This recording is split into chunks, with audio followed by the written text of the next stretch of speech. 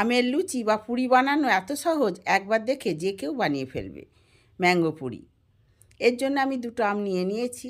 আমগুলোকে কেটে নিয়েছি। এবার শাঁসগুলো চামচে করে তুলে মিক্সিং জারে দিয়ে দিলাম। এবার সবগুলো আমার তোলা হয়ে গেছে। এবার মিক্সিং জারে পেস্ট করে নিলাম।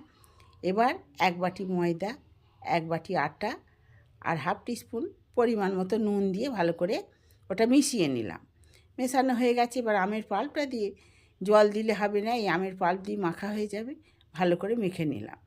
হাফ চামচেরও কম একটু তেল দিয়ে ওটা 15 মিনিট ঢাকা দিয়ে রেখে দিলাম। এটা তেলটা ময়ান হিসাবে পরেও দেওয়া যায়, আগেও দেওয়া যায়। এইবার গুছি করে নিয়ে এক এক করে বেলে নিয়ে এদিকে তেল গরম করতে দিয়েছি। এবার এক এক করে ভেজে নেব। খুন্তিতে পেস্ট দিয়ে দিয়ে দেখুন বলের মতো কী সুন্দর ভাজা হচ্ছে। এইভাবে ভেজে তুলে নিলেই আমাদের আম লুচি রেডি। এইভাবে করে দেখবেন, দারুণ লাগবে।